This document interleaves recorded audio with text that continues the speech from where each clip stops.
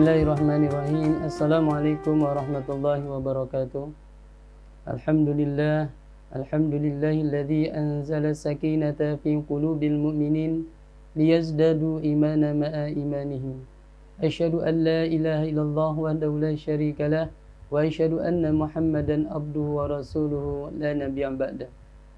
Allahumma shalli ala Muhammad wa ala alihi wa sahbihi ajma'in. Amma ba'du. Qala Allah Ta'ala fi kitabil azim, a'udzu billahi minasyaitonir rajim. Bismillahirrahmanirrahim. Syahrul Ramadan alladzi unzila fihi al-Qur'anu hudan lin-nas wa bayyinatin minal huda wal furqan. Wa qala an-nabi sallallahu alaihi wasallam, innama bu'ithu li utammi makarimal ahlak. Para pendengar yang dimuliakan, yang dirahmati Allah Subhanahu wa taala, dan segenap keluarga besar Fitrahiyah yang dirahmati Allah Subhanahu wa taala. Puji dan syukur kita kepada Allah Subhanahu wa taala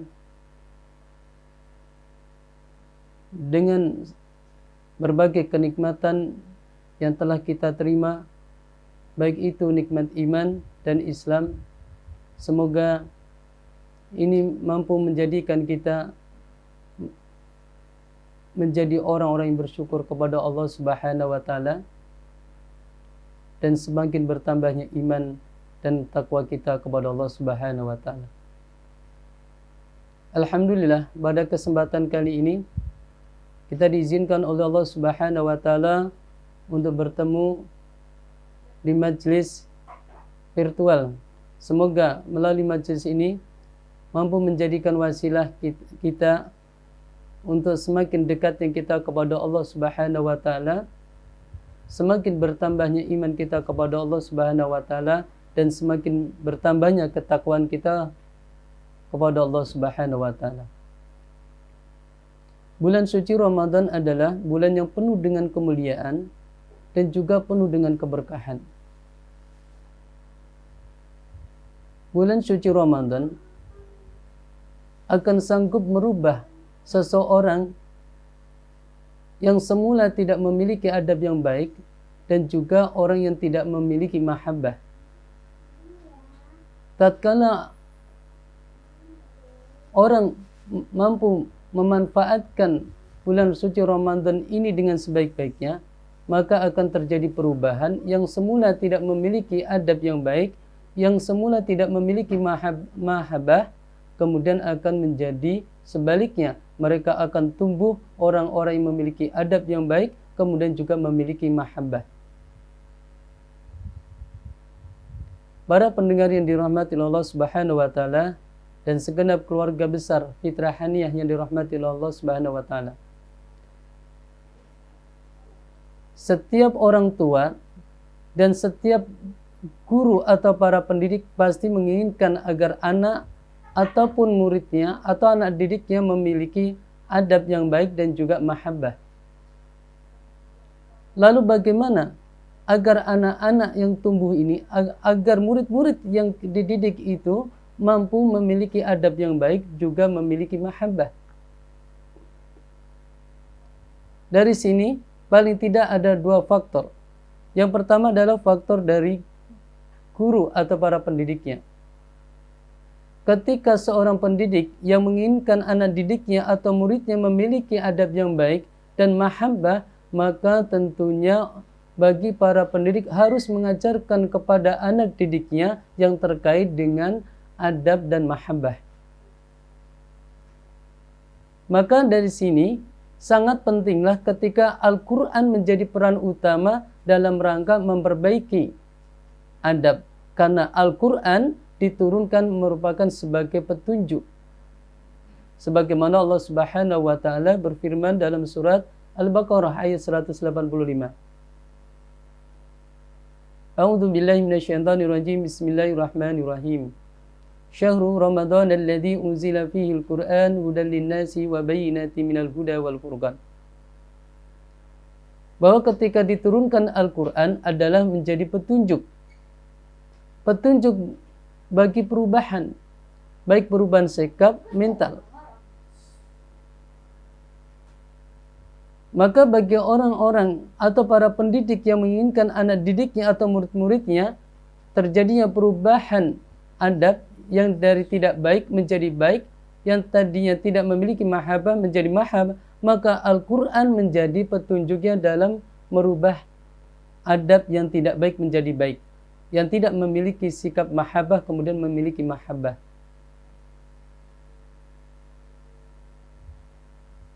Kemudian ketika diyakini bahwa ketika mengajarkan Al-Quran adalah orang-orang yang mendapatkan kemuliaan, bahkan dia akan menjadi orang-orang yang lebih baik dibandingkan mengajarkan yang lain. Sebagaimana Rasulullah SAW bersabda, "Khairukum man ta'allama al-Qur'an wa 'allamahu."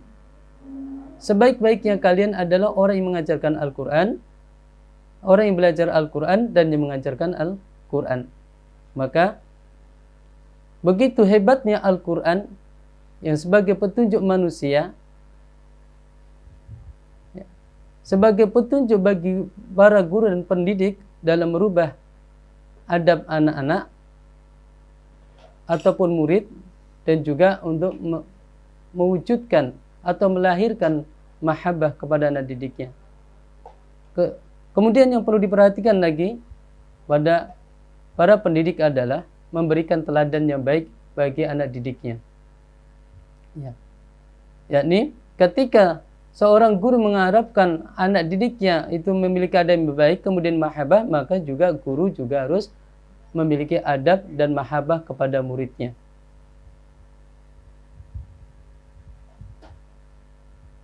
Dan kemudian guru juga mengajarkan Al-Quran dengan penuh kejujuran,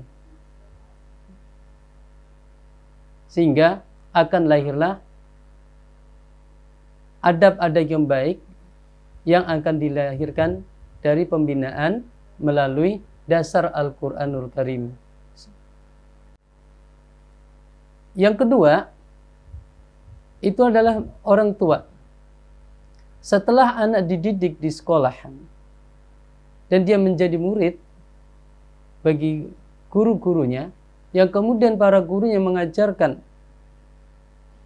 kebaikan-kebaikan, mengajarkan Al-Quran yang targetnya adalah merubah adabnya dan perasaan mahabbahnya, maka kemudian peran daripada orang tua yang mesti nanti akan diperhatikan juga adalah orang tua memberikan keteladanan yang baik bagi anak-anaknya, dan juga sekaligus anak yang menjadi murid dari para gurunya. Maka dari sini sangatlah penting bagi orang tua agar memperhatikan beberapa hal. Yang pertama, sebelum orang tua memasukkan anak ke tempat pendidikan atau sekolah, maka yang perlu diperhatikan apakah tempat sekolah tersebut atau lembaga tersebut akan mengajarkan pendidikan, akan mengajarkan Al-Quran sebagai petunjuk, dan kemudian mengajarkan hal-hal yang mampu merubah adab bagi anak-anaknya. Kalau ini sudah ditemukan, maka kemudian yang kedua, perhatikan bagaimana para pendidik atau gurunya. Apakah gurunya memiliki akhlak yang baik, memiliki moral yang baik atau tidak. Dan kalau ini sudah ditemukan dan merasa pas bagi anak-anaknya yang akan disekolahkan di tempat tersebut, maka kemudian tugas bagi orang tua adalah menyekolahkan di tempat tersebut sesuai dengan tujuan orang tua dan anak, yakni anak memiliki adab yang baik dan mahabbah. Kemudian apa? Dipasrahkan keseluruhannya ya, kepada para guru dan dipercayakan kepada guru sebagai pendidiknya, dan kemudian biarkan para guru ya atau para pendidiknya yang akan mendidiknya. Dan kemudian bagi orang tua hanya cukup bagaimana ketika sudah di rumah hanya memberikan keteladanan apa yang pernah diberikan oleh guru-gurunya bagi anak-anaknya.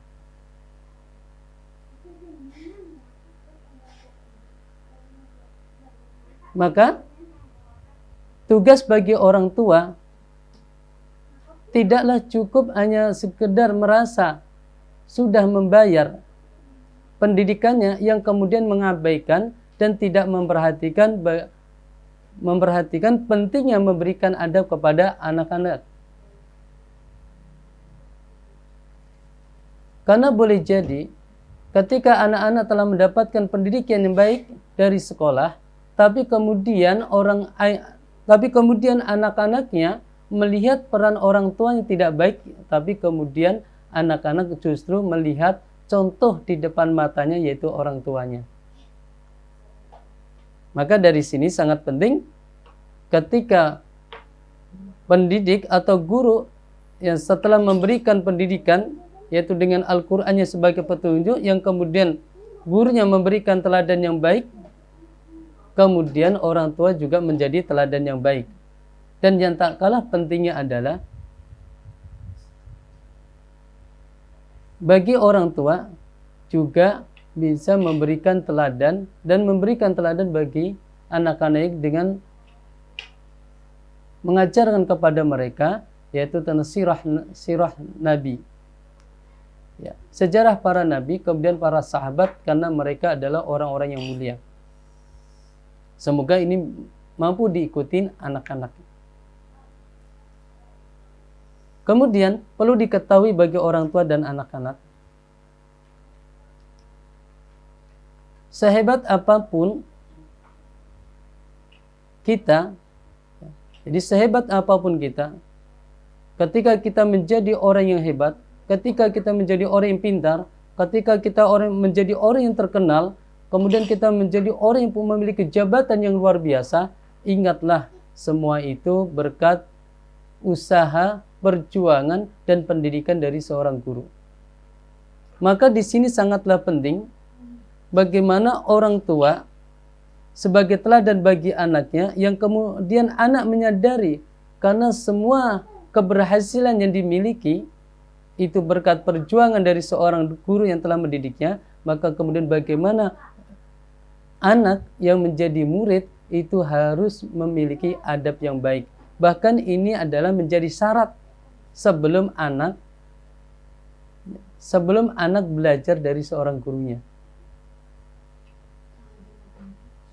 Karena dengan adab ini akan mempermudah murid menimba ilmu atau belajar ilmu yang diberikan dari gurunya.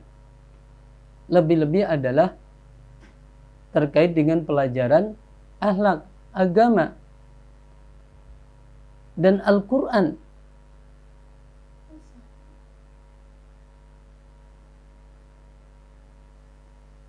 Lalu bagaimana dengan adabnya bagi seorang murid terhadap gurunya, dan kemudian juga harus memiliki rasa mahabbah terhadap gurunya. Karena begitu dahsyat perjuangan guru, bahkan boleh jadi guru akan melupakan keinginannya, meninggalkan keinginannya lantaran ingin mendidik murid-muridnya dengan baik. Maka disinilah pentingnya seorang murid memiliki adab yang baik kepada guru dan juga memiliki mahabbah kepada guru. Lalu bagaimana cara cinta kita kepada guru? Mahabbah kepada guru, sebagaimana ketika kita mencintai Allah, sebagaimana kita mencintai Rasulullah, kemudian bagaimana ketika mencintai orang tuanya, bagaimana ketika mencintai para ulama, maka begitu juga bentuk cinta kita kepada guru. Di antaranya apa? Mendengarkan apa yang diberikan oleh guru, kemudian melaksanakan apa yang diperintahkan oleh guru selama dalam hal ini tidak bermaksiat kepada Allah Subhanahu wa taala. Yang kemudian apa? Tidak mudah untuk membuka keburukan-keburukan dari seorang guru. Arti menjaga aib yang keempat adalah mendoakan guru. Supaya apa? Guru diberikan kesehatan, panjang umur, yang kemudian diberikan ketulusan, keikhlasan dalam mengajarkan ilmu kepada muridnya. Sehingga apa? Sehingga akan mendatangkan keberkahan yang luar biasa. Kemudian yang tak kalah pentingnya adalah ketika tidak lagi bersama gurunya, maka boleh jadi ketika gurunya sakit untuk dijenguknya atau silaturahim. Lalu dampaknya apa? Dengan adanya adab dan cinta kita kepada guru, yang pertama, murid akan mudah menerima pelajaran yang diberikan oleh guru. Ilmu yang didapatkan akan mendatangkan keberkahan, kemudian akan mendatangkan kemuliaan, dan kemudian ilmu yang didapatkan bermanfaat baik untuk dirinya sendiri, untuk orang tuanya, untuk agamanya, dan untuk lingkungannya. Sehingga apa? Dampaknya luar biasa, dampak dari seorang murid yang memiliki adab dan rasa cinta kepada gurunya. Kemudian yang tak kalah pentingnya adalah bahwa tidak ada kata mantan guru. Walaupun murid yang telah lulus dan jauh dari guru, guru adalah tetap guru, murid adalah tetap murid. Walaupun muridnya sudah menjadi orang tua, tetaplah dia adalah sebagai murid. Maka sekali lagi tidak ada kata mantan guru. Maka dimanapun ketika kita masih mengenal guru kita, doakan mereka semuanya, cintailah mereka semuanya. Para pendengar budiman yang dirahmati Allah Subhanahu wa taala dan segenap keluarga besar Fitraniah yang dirahmati Allah Subhanahu wa taala, kiranya hanya ini yang bisa disampaikan, mudah-mudahan bermanfaat. Subhanakallahumma wa bihamdika asyhadu an la ilaha illa anta astaghfiruka wa atubu ilaik. Assalamualaikum warahmatullahi wabarakatuh.